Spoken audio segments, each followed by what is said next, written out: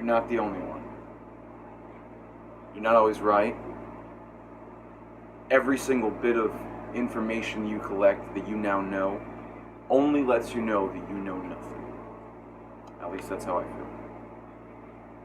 The one most surprising facet of adulthood that I was not ready for is that no one knows what the fuck is going on. No one's got a clue. We're just doing our best. Everybody's just doing their best with limited information. And the only reason we fail is because of our limited information. But ignorance is not bliss. It's death. And being egoic, self-concerned, and living for me, I've been there most of my life. It's probably the only reason that when I see it in someone else, it bugs me a little bit, because I'm just trying to put the coffin in the ground. I'm trying to put the nails in the coffin and the coffin in the ground. And the ego doesn't want to stay in the coffin. It's like, fuck. But that's what this life is overcoming this nature to serve just myself, and having to balance that and putting one foot out into the world, into the beauty that is serving other people. There isn't really a fullness of life without that. And you can't serve other people if you don't meet them where they're at and empathize and walk in their shoes and see the world through their eyes, through the distortion of their tears, of their pain, of their suffering. Even if we create all our suffering, we're all suffering different things, but everyone's suffering. Not even the wealthiest person or the most successful person in the world is going on without pain. They're experiencing the same kinds of pain, just manifest in different forms. And so nobody's right, but yet everybody's right. Every viewpoint is something you can draw from. And I like that Abraham Lincoln always pointed this out. You learn from everybody you meet, usually what not to do. And I want to be like a Benjamin Franklin. I want to be someone who's good at all the things that I'm interested in my life, all the things that I'm passionate about. But, Jesus, I have to learn these things from other people, and the journey of learning from other people is always challenging, because it's just a mirror for all the shit that I have inside of me that I'm not happy with, that I'm not okay manifesting anymore, that I don't want to riff with. I want the jam session of my life to be based off of these certain notes, this certain timbre to my life, to my voice. I want to sound like this because this is life, this is living, this is real, it's honest. I'm bearing something when I sound this way. I don't want to sound like this, where it's dead. I'm putting on a facade, I'm wearing a mask for you, I'm trying to sell you something that has no value for you. I just want you to consume, I just want to consume. I want to grow. I want to start putting things in the ground and saying goodbye to them when they are fundamental and part of my success. And I want to stop being blind to those things I'm putting in the ground that I should be nurturing. I want to be vigilant of the good seeds in my life and sit there watering and make sure the sun gets some and make sure that they have breeze coming by.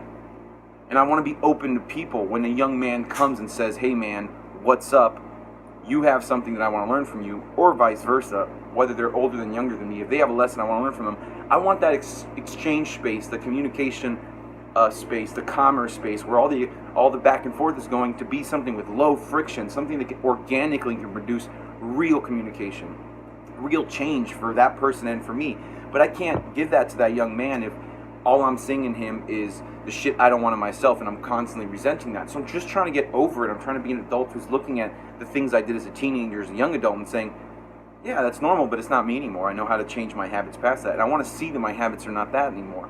But when you just resend back into these old habits that just come on so easily, creep on. And, Charlie Munger always quotes this: the chains of habit are too weak to be felt until they're too strong to be broken. That creeping on of these bad habits is sometimes overwhelming, but it should serve as a reminder that just as easily as those habits can come on, I can build on whatever habits I choose. And it's not about removing the habits, it's about replacing them. So I've consciously in the past been able to add habits that took away from, or replace shitty habits. It just didn't leave time for me to do the shit that I was doing before. But sometimes you just fall and regress into a pattern that isn't productive, isn't growth, isn't where you want to be. And I don't want to beat myself up about it anymore, because a big part of it is I've just surrounded myself with people that are doing those things. So I just got to change my environment a little bit, create a new immediate environment of contact and relation, so I have a little bit more time where I'm spending it with people that are teaching me something that I'm learning from, but not by speaking, but by example. And also I need to divide that time to lend more time to people that want to learn from me. Even though to me, I'm like, what the hell is there to learn from me? I'm just so fucking lost. But I just feel lost this far down along the journey. The journey's beautiful. I mean, where I'm at, if I stop and think and get grateful, if I switch into a mood of gratitude, there's so much to be thankful for. My family, my experiences, my culturation, my culture, just to be born here in this country, just to be able to travel where I have, to know the people I have, to gotten the training I have, to have this mind, to have developed certain skills already. That is a huge blessing. But I started late in a lot of shit. And yeah, I did start early on some shit, but I'm 26. I'm about to be 27 in a couple of months, and I'm not where I want to be. But I am very grateful for being here. Like, I'm not where I want to be in the future, but I'm okay with being here now, as weird as that sounds. Even though it's so many stones throws from where I thought I should be here by now. I'm just grateful. Because every journey is unique. I would not be here if I had not been obese. I would not be here if I hadn't been a lonely kid who didn't know how to make friends until he was, a preteen or a teenager. I didn't make my first friends until later on in life, like true friends, because I homeschooled and I had to overcome all these things. But I wouldn't be who I am without those things. I wouldn't be who I am if girls didn't just reject the shit out of me forever. I wouldn't know where I stand or who I am relative to everyone else, because I could not accept that I was one with everything else, with everyone else, with every possibility. I couldn't accept that. One with everything didn't make sense to me, living in a paradigm where I was creating and enjoying my loneliness. I just enjoyed and prided myself on how lonely I was, how much I was having to suffer by other people not paying attention to me the way I wanted to. It's like, if you're sitting in the corner crying and no one's listening, why are you crying? Eventually, it's like, why are you crying? The release is there. You've already had your cathartic escape from nothingness into a bottling up, and a cathartic escape into just release. It's no longer there in you anymore. So why would I keep going past the 15 or 20 minute mark? I just felt sorry for myself. How long can you sit in self-pity? But this is 10 years ago. I'm so far removed from that kind of thinking that I forget that that's who I was. I'm so far removed from being obese, from weighing over 320 pounds and just not feeling outside the way I felt inside. I'm so far removed from that sometimes I'm not grateful. I'm so far removed from the fact that I haven't drank in almost 3 years, and I'm no longer a practicing alcoholic. The people don't have to see that in my daily routine and thereby take that example from me. No, the example they're taking from me now is to not drink. But I'm sometimes not grateful for that. I have to remind myself, like, hey, all this amazing stuff has happened incrementally. It's compounded, and now this is all I have to be thankful for.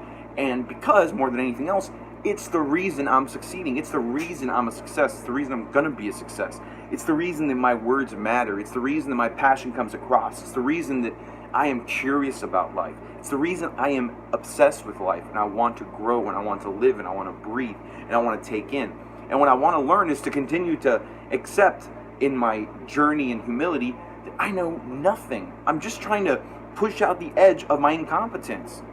Remove my incompetences that are in secret, that I'm relying on, that are causing me to make subconscious errors all over. I want to minimize those errors, and I want to increase my competencies, push out the edge of my competency to the point where now in all the things that I'm interested in, not that I'm a Renaissance man at age 40, but everything that I want to include in my life, I've consciously included it. I've created my life to include these things so that when I am 40, whatever my life looks like, it's mine. I caused it. I created it. I'm responsible for it. And I'm going to be responsible for it when I'm 80. I've decided now what I'm willing to regret in 55 years when I'm 80 years old. When I'm 80 years old, I only want to regret the things that I did that did not pan out that well. I do not want to sit around and regret the things I didn't do. I don't want to regret the people I didn't love, the people I didn't serve, the things I didn't say, the things I didn't get to see, the things I didn't get to experience. I'm not going to sit there by my fireplace at age 80, roasting my marshmallows, talking to my family, regretting what I didn't do. The only thing that I can look back and say, it's hopefully already passed. But I know now that was all for what's to come, for who I am, to create this. It was all part of the process. It was just one of the many, many incalculable steps, immeasurable steps in getting to where I'm at today. And where I'm at today, I couldn't be happier.